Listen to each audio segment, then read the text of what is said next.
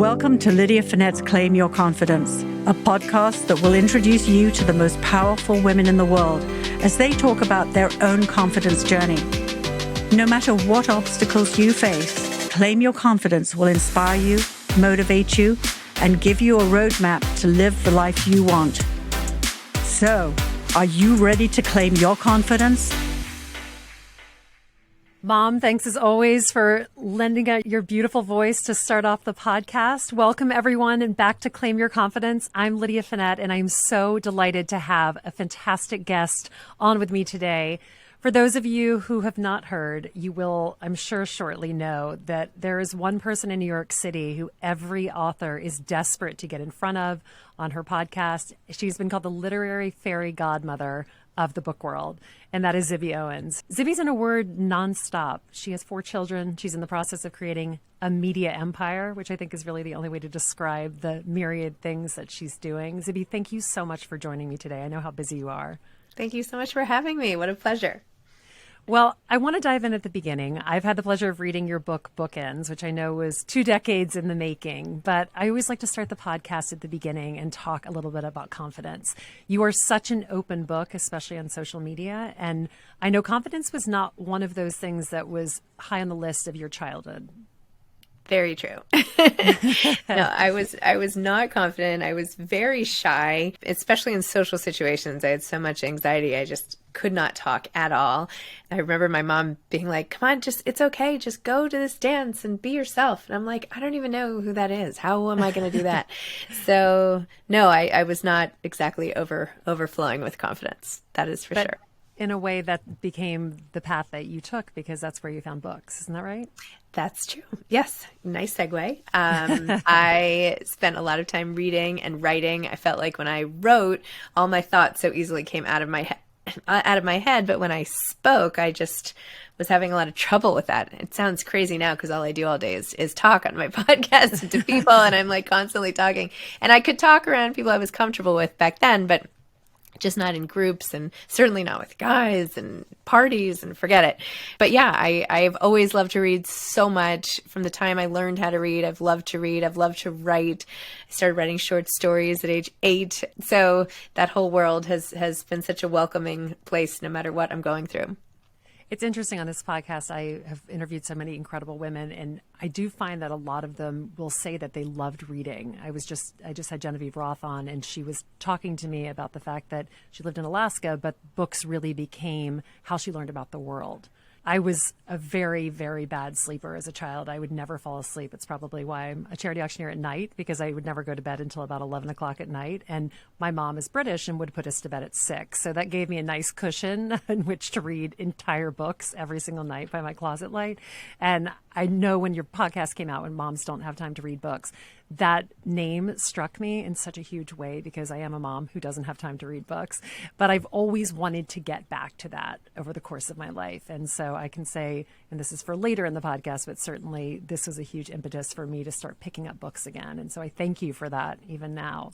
Oh, you're welcome. That is the greatest part. I went to a party last summer and a woman I didn't know came running up to me and she's like, oh my gosh, because of you, I'm reading again. And I read like the 4 greatest books ever. Thank you so much. I'm like, okay, great. But it's true. It's true. I went to your book signing last summer and I walked out with 5 new books. And one of them was Zane Asher's book, which to this day is one of the most extraordinary books that I've read. And again, that's all because of you. And I feel like you're doing that for so many people. So thank you for all those little girls who started reading by their closet light and are now adults who get to read. It is such a gift to be sort of cozied up on a couch with a book. So talk to me a little bit about your childhood in New York, because having read Bookends, I understand, and living in New York, it's such an incredible peek into growing up in New York City. But I'd love to know from you, like you were a young child, you were shy, but you were living in New York City. Tell me a little bit about your childhood. My childhood was going to private school. I went to an all-girls school in my little uniform and did lots of activities after school. I played tennis and did all the things, ice skating and dance and whatever else people were doing. And we spent the summers out in East Hampton, starting when it was potato fields. And that's really where I felt most at home, was out there in a small town. And I feel like had I not grown up in New York, I would not necessarily be in New York resident right now. I feel like I would probably be wherever I grew up, but it happens to be here. But I do gravitate a lot to smaller communities. And I would, I don't know, ride my bike and go to the local bookstore and the library. I spent a lot of time in the East Hampton Library all summer and leaving with giant tote bags of books. And I played a lot of sports. So in high school, I was at a co-ed school in the city and played lacrosse and tennis and I don't know. Loved the athletics, certainly. Yeah, I was just like, I don't know. Child. A child, yeah. You said you were shy, but did you have confidence then? Did you feel confident in who you were? No, I did not. In fact, I was, as I'm sitting here and like looking at your beautiful book cover, Claim Your Confidence, behind you, I'm like, this is so ironic that I'm a guest on this show. You're in the book. I know. And in the book, I know, it's crazy. I mean, I do feel very confident now, perhaps misplaced confidence. I was not confident. I was very self-conscious all the time. I struggled with my weight, although not in such a huge way, but in a way that I felt was constantly magnified. Even if it was 10 pounds or something, felt like 500 pounds to me. And I was really focused on that, always sort of comparing myself, feeling not great. It's not like my parents' fault. I think about, my parents were very devoted and, my parents got divorced right when I started high school. So you can imagine the years leading up to that were not the most stable. So I don't know. I was more of like a caretaker. I've always been a really old soul. Yeah. And just sort of wanted everybody to get along and took care of my brother. And I don't know. But it is so interesting to me because you seem, from the outside looking in, very confident.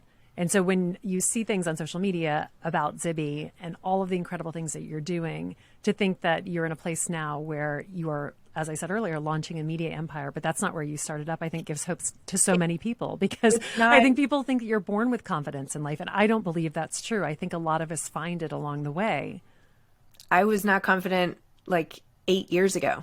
I mean, it has been a huge change for me. I got divorced and was, I had 4 kids and was divorced and fell in love with my current husband, Kyle. And it's changed my life. I mean, I really put a lot of credit to him and the fact that I even sort of went through this whole experience, but he really believes in me that I can do anything and I can't fail. And I don't know why, I just, whatever his sort of mojo is, it's made me feel not afraid to try things. And it's like he taught me how to sort of ride the bike, and now I got like addicted to that. So now you're on a motorcycle, he was like actually? the training wheels. Yeah, he was the training wheels, and which I think is the piece about confidence, that we always have it inside, right? But sometimes it takes the bolstering of other people. Sometimes it takes the scaffold. We're all strong enough on the inside, but it just takes people surrounding us and telling us the right thing to make us believe in ourselves. I have always been confident in my writing ability. Not that I'm like some National Book Award winning person. I'm not like that kind of literary writer, but I've always felt completely confident, no matter what, that I could write. And whether it was expository essay at school or creative writing or whatever, I never doubted that. And that's always been something that you've come back to time and time again. And yet, as you said, it took you 20 years to actually sit down and write the book. And I remember being on your podcast with The Most Powerful Woman in the Room Is You. This was sort of 4 years ago. And you said, just like, I don't know, I just can't get it done. And I remember saying, which is my catchphrase always to people who want to write books, I'm like, it's set a word count a day and just get into the habit of writing. So how did you end up writing the book? How did you end up writing Bookends? I didn't have trouble necessarily writing it. I had trouble selling it. And I wrote it so many different times before it actually became Bookends. I wrote a book called Off Balance after business school when I lost my best friend on 9/11. And I wrote that as a memoir. I wrote it as fiction. I wrote again called 40 Love, about falling in love at 40. I ended up combining parts of both of those books, but I tried writing Bookends in a funny way. And I know it's all about finding my voice, and I feel like Bookends was about finding my voice, which is so meta because I also found it through writing that version of Bookends. Yeah. So I just wrote a novel, and it's like in my voice. And I just had my mom read it, and she's like, you're not going to win the Pulitzer Prize or anything. And I'm like, I'm not trying to win the Pulitzer Prize. Like, this is like how I write. It's like entertaining and light and sometimes funny and maybe charming and clever, but I'm not like a hardcore literary author, and that's okay. Yeah. But I did try that, and it didn't work as well. Hey, listen, at least you tried. A lot of people, I'm sure that many people have said this to you too, because you are in the literary world now, and even before this. But I have had so many people over the course of my life, especially in the past 4 years since I wrote my first book, who say to me, oh, I've always wanted to write a book. And I always say, you should write a book. And then they say, oh, I can't, it's too much work. I'm like, you're right. It is a lot of work, but you can do it. Anyone can write a book if they sit down and apply the time and really do it. But it's a question of whether or not ultimately, as you said, someone will buy it, which is the other piece that becomes a little complicated. And I think another nice thing about what you're doing, and I want to go back because I feel like we've skipped ahead to the end of your story, but it is so nice because in many ways you are demystifying the publishing industry, which is so opaque for so many people. You know, I can't tell you how many people reach out to me. They're like, how do I get an agent? You know, I got my agent through my best friend who just happened to write a book, and her agent agreed to represent me after I'd sent her 100 different drafts of books that she didn't want. And she said things like, you have a book in you, it's just not this book, which is my favorite thing to hear. So you were a stay-at-home mom for 11 years, and then you decided to launch a podcast. And in typical Zibby fashion, you always seem completely surprised when things are successful, which is the most endearing thing about you. I mean, you were awarded at an event that I took an auction, and you were standing there like, I cannot believe I won this award. But that's how everything seems to happen on the outside looking in. Again, there's so much hard work that goes into it. And as you said, Kyle gave you the training wheels and you got on the bike. Let's talk about the podcast. You start off with one podcast. This is in 2018. Tell me what had happened by 2019, because this really tells a lot about you. How many podcasts did you put out by that point? Let's see. I started doing one a week, and that felt like a lot because I would slowly read the entire book and I would highlight. And not that I'm not prepared now, but I prepare very differently now. I started with one a week, and I gradually went up to two a week in 2018, 2019. So at least 50 a year, 52 a year. At some point, I went to two a week in 2019. But then in 2020, I was doing the podcast, but I was also doing a lot of in-person events and growing the brand. And I realized sort of early on that I had hit a nerve with like the whole concept of the show and how busy moms are. And I had also written this essay called A Mother's Right to Sanity, which had gone viral, about how just overwhelmed. And it's just, you know, how can we all manage all this? So I felt like I had hit on something, and I got very excited, and I launched all these things that would go with it. So I tried kids don't have time to read books. And I always like to try, maybe I'll try a subscription program. Maybe I'll try this. And, you know, I'm really not afraid to test things. I prefer to start really small and test and then stop it versus a lot of planning for years and then doing it. I want to feel it out in the market and then go back and, you know, make the business around it. So I kept trying all these different things, and I already had sort of this website plan that I really wanted to do with original content, which has now become Zibby Mag, but has gone through several iterations. Again, not afraid to try, just always, iterating based on data and all of that. But when the pandemic hit, I felt like I was in a really unique place to help, because I wasn't a big publishing firm that was going to require all their hundreds of thousands of employees to slowly figure out their plan. I was it was me and maybe two people. And I was like, okay, all these books are coming out. I was tapped into all the publicists, and I knew so well what it was like having a book come out. And I was like, I have to help. I couldn't help with the big things in life. I'm no scientist. I couldn't figure out a vaccine, but this I could do. This is how I could help. So I went to a daily podcast and figured I'd just do that for a couple months. And I do it 365 days a year and have since March of 2020. This fall, I got 3 guest hosts to help me when I realized I had booked literally an inhuman amount. So I know, even as you say that, I'm like, what if you don't feel well one of those days? I mean, that's a serious commitment. I don't do it live every day. So I usually have 3 or 4 in a day, and then maybe 1 or maybe 2. But I love it. I just love it. I don't want to scale back. Everyone's like, now that you're doing all these other things, are you going to not do 7 days a week of the podcast? I'm like, you never know what, these conversations are so amazing. I learn something every time, and I love connecting with people and listening to people's stories. Just doesn't get old.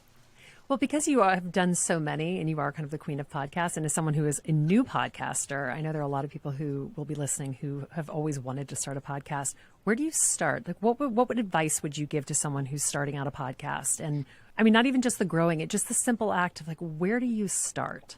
I mean, I Googled how to start a podcast. And That's I'm what not I even said. kidding. What is the easiest way to record a podcast from your phone? I didn't have a microphone or anything. And I found a place called Podbean, and I just recorded the first episode in my phone, like reading an essay I had written. So I Googled it. I had been very happy with Podbean for a long time, so I would recommend that. I've moved on after 3 years. I got picked up by a network called Acast and started selling ads, and now it's very profitable, and that's really exciting, but it took forever. Everything was like Google and YouTube was how I learned how to do everything. How to do my settings on my microphone, the sound settings. I Googled sound editors. Figured it out. You figured it Figured it out. out. Yeah. Yeah. But that's nice to hear too, because again, I think a lot of people think it's sort of like a magic pill, but in fact, a lot of it is just stumbling your way through. And as you said, sort of throwing paint against the wall and seeing what sticks and what doesn't. So the Moms Don't Have Time to Read Books, obviously that brand flew and continues to fly in the podcast form. And then so many other things have come as a result of it. So can you talk me through, as someone who looks to you and watches what you're doing as you create this empire, what are the steps to building and scaling what you're doing right now? Like, where are you headed with this, or do you even know right now? Where am I headed with it from this point forward? Well, in terms of the fact, like right now you have podcasts, and I'm going off the top of my head of things that I can remember. So you have Zibby Books. I'll run it. I'll run There are down retreats. Yeah. Keep going. Tell So, me. yeah. So I started with the podcast. I did launch a podcast network also, originally called Zcast. Now I've renamed it Zibby Audio. So I have a few shows in my network that I tried to help that are author led. So that's one little bucket. We have a magazine called Zibby Mag, and that is original essays by authors or writers, some book talks, and we're doing visual features and all sorts of other fun stuff on there. I have the publishing company, so that takes up a lot of my time, and our books start coming out in February. Our first book is My What If Year by Alicia Fernandez Miranda. I should put you in touch with her. She would be great on the show. She's a CEO who decided at age 40 to try out internships in 4 industries she always wanted to try and wondered about what if. And what is your angle in terms of the books that you're choosing? Like, what are you looking for in those books? We are doing only memoir and fiction. Got it. Okay. We're only doing 12 books a year, and I'm structuring each year, or we are structuring it like a year of reading. So if you were to only read our books, that's all you would need. So we'll do like a thriller, and then a memoir, and then like a lighter commercial fiction book, and then a literary fiction novel, and then maybe like a more funny collection of essays. And so basically to meet your appetite of all different types of reading within a I year. hope there'll be a book bundle at the end so I can purchase those at the end of every year. That's a perfect holiday gift to myself and to everyone I know, for sure. Yes. And then there's the Zibby retreats, which I love. Oh, sorry. Yes. We have Zibby retreats. So we have one coming up in March at Canoe Place in Hampton Bays. We have a Charleston retreat at the end of April and have to plan some more. I think we'll do one in California. I'm opening a bookstore in California called Zibby's Bookshop. That opens next month also, God willing. And that's in Santa Monica. And again, a highly curated experience, author curated shelves, books I've loved. Just always about books. Like everything in your life is It's about books, but it's also about connection. And I know that's overused, but I really want it to be about the fun of books and the fun in connecting. So we're having, I don't want to call it like book tours we're doing for our authors. I want it to be like roving book parties. Like come and join us and have fun. Like life is short. Like let's just celebrate how books bring us together. And books are just a way, right? Books are my way to have conversations with really interesting people every single day. It's amazing, but it's not always about the book. It's about the people. Anyway, you I did have that even in New York. I mean, honestly, you've been putting together these salons since pretty much the beginning of your podcast, which is such an interesting way of looking at the book community. Because if you think about it, reading a book is actually quite isolating. I mean, you're getting the story and it doesn't feel isolating because you're in it. But if you look at someone who's reading a book, they're just sitting on a couch by themselves, right? They're on a chair. And you've put this amazing community around it. And I remember reading something that I thought was such an interesting way. You were talking about when you were first starting the podcast, you were talking about how you always wanted to meet the authors when you were little. And I actually had never thought about that beforehand. You know, you never really think about the person writing the book, but all of a sudden you put them front and center and you created this world where authors not only had a voice, but had the chance to sort of stand up and be seen, which is really exciting. Can you tell the story of the author that you corresponded with when you were younger? Yes. So my nickname is Zibby for Elizabeth, and very rare. It's a very rare name, obviously. And I was in a bookstore with my mom, and she found this book called The Language of Goldfish by Zibby O'Neill. And she's like, it's another writer and another Zibby. And oh my gosh, we have to get in touch. Usually they came from me, but in that case, she was like, you have to get in touch. So I read the book. I loved it. I wrote her a letter. My mom helped me look up the address. We actually sent it to her care of her publisher in Michigan. And she wrote back, and not only did she write back on this beautiful blue stationery and like the script, I can just see the whole thing still.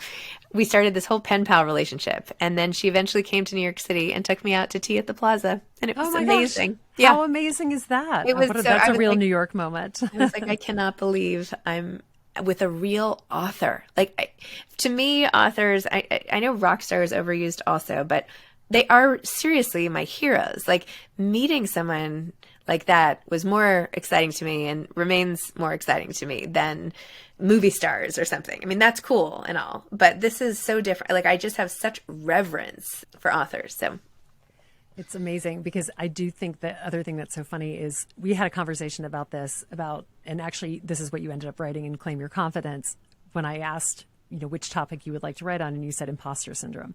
And you talk about the fact that you never really felt like an author, even though you've written books before. That mantle still didn't feel real to you. And I wonder, does that feel real to you now that you have a book that's now out in the world, it's established, you're an author? When you see Zibby Owens, author, does that feel real to you?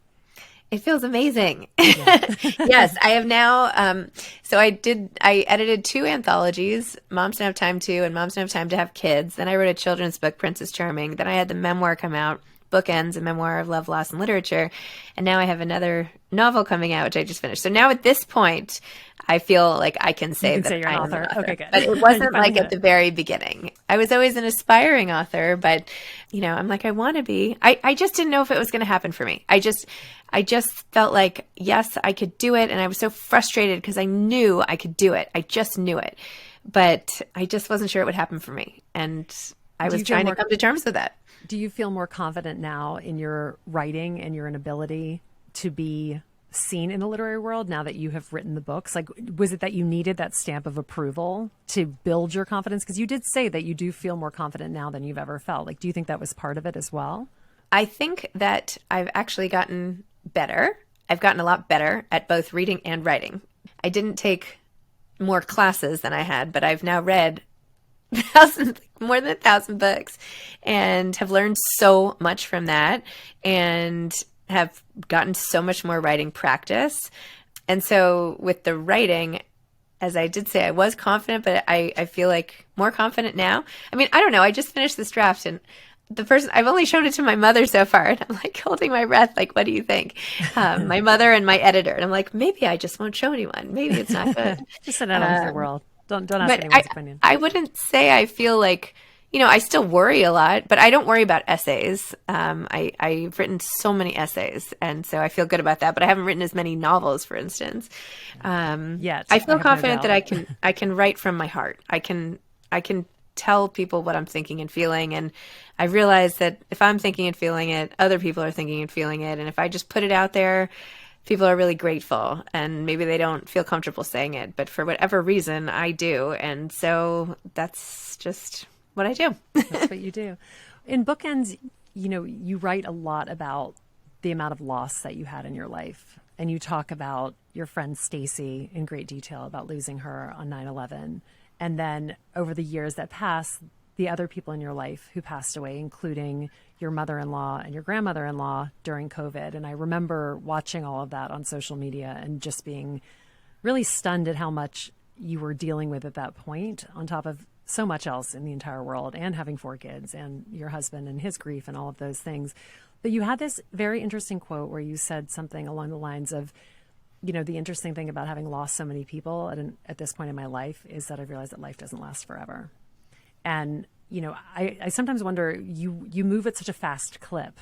And I wonder if that's as a result of all of that loss, or if this is just who you are on the inside, because you really are nonstop. I mean, it's staggering to see how much you're doing on a day on an average day. And I say that as somebody who people say that about me. So the fact that I'm saying that about you really should give you a sense of how in awe I am of the amount that you're able to produce. But I do wonder if that is part of the driver or where that drive comes from.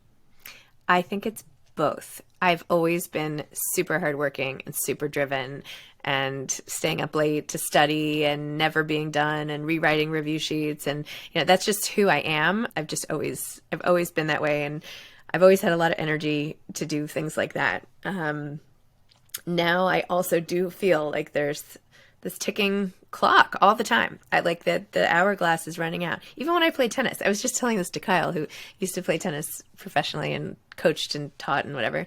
But I was like, when I'm playing tennis, sometimes I just think about like, well, how many balls am I going to have left to hit in my life?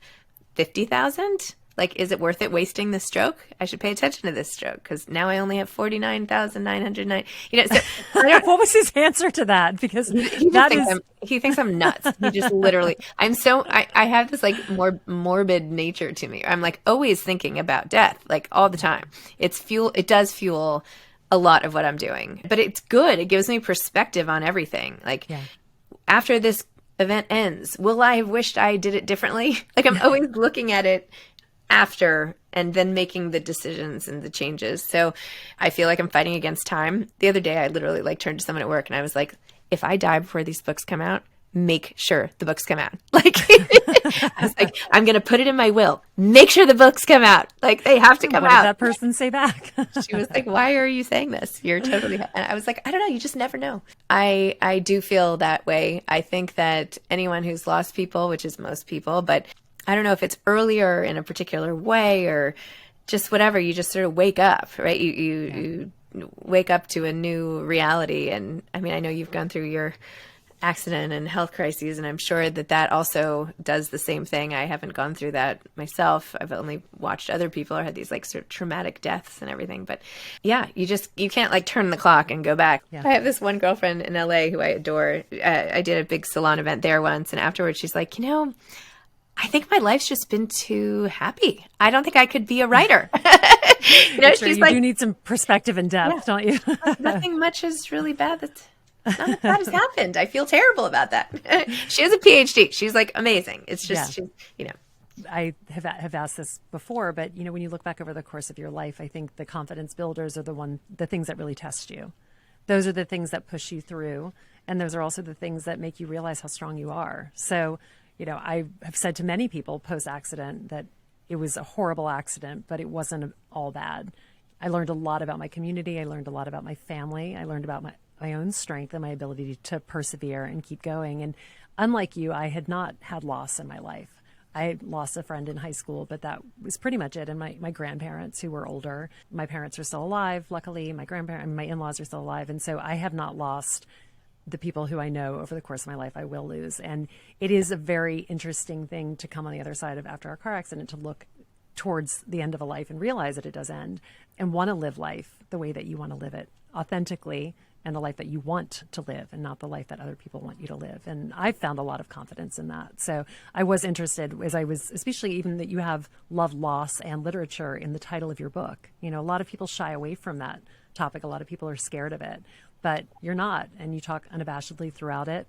You talk about how books saved you through a lot of those things.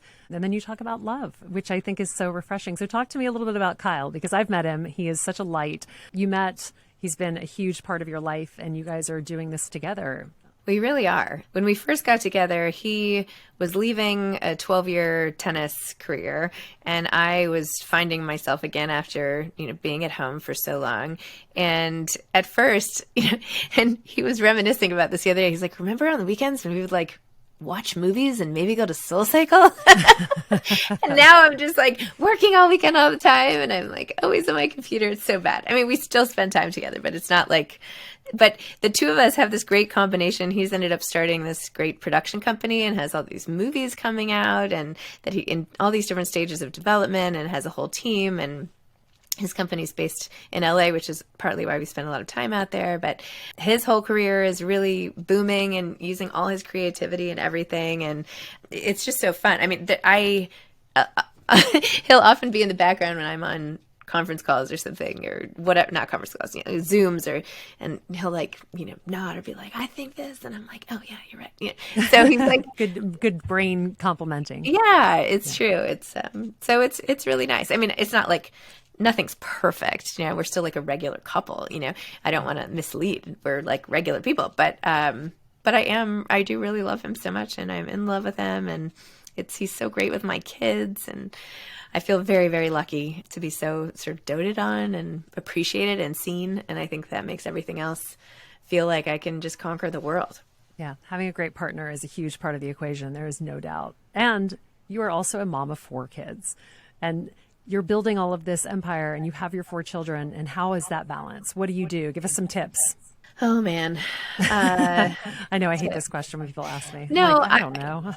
Well, I work from home, so I have my whole company. Everybody comes here. I'm like, come, I'll give you lunch. Hang out with my kids. So literally, my kids will come home from school. I have 2 kids now at boarding school, so that does, make the day-to-day life easier. Although I feel like they're like never in school, but that's fine. And my little kids, I'll go pick them up. I always like leave work to go pick them up, and everybody I work with knows like the kids come first, and I'll pick up and call a camp program in the middle of like whatever. But they come in and sit at the dining room table where my whole, everybody's working. And, my daughter will sit down and ask my colleague for help with math homework or whatever. It's so cute. So they're just a part of everything. And anything I do, I show them. Like this morning, I had to do something for 30 minutes before school. I didn't have time to make a nice breakfast. I was like, I have to finish this. It's really important. I have like 4 people to sign off on it. But like, what do you think? And, where should I put this logo? And what do you think about this in Canva? And all of this stuff. And they're like, I don't know. And I'm like, well, I don't know either. Like, let's do it together. So, and then at the end, I'm like, you guys, look at how great it came out. And then they take pride in that. So I try to do, or here's the book I'm reading for the podcast, or which book do you think I should read? So as opposed to doing a job they don't totally understand, it's obviously very easy to understand given that everyone can understand the meaning of a book. But even all the other things, I just make them a big part of it. And I do it all from here so I can run upstairs and, help them if you need to. Yeah.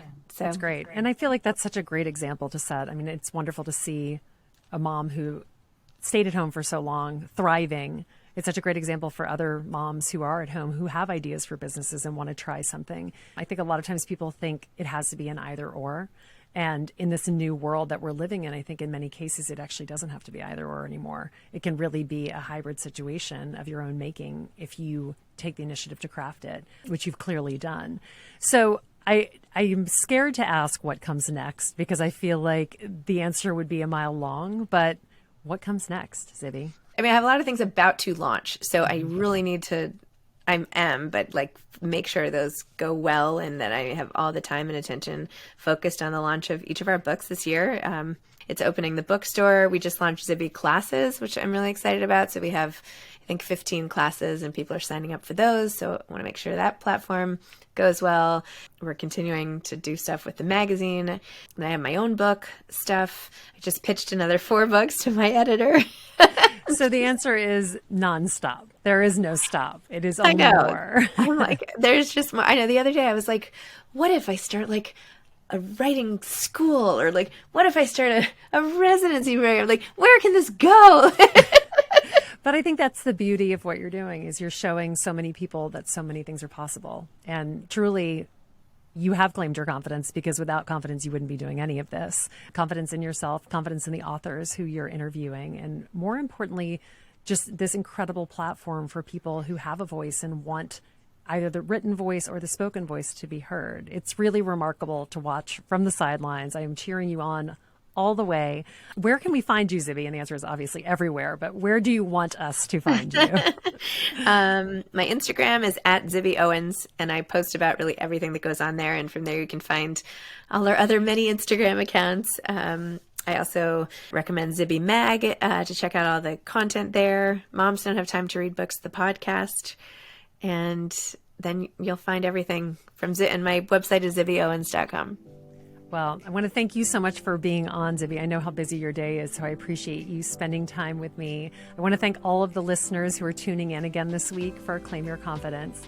You can follow along at Lydia Fenet on Instagram, Facebook, and LinkedIn, where I'll be posting updates about upcoming guests. And I also podcast live out of the lobby of One Rockefeller Plaza in a glass front podcast booth, which sadly Zibby's not here, but I'll get her back here for another occasion. So please stop by the podcast booth and say hi, take a picture, and feel free to share on social.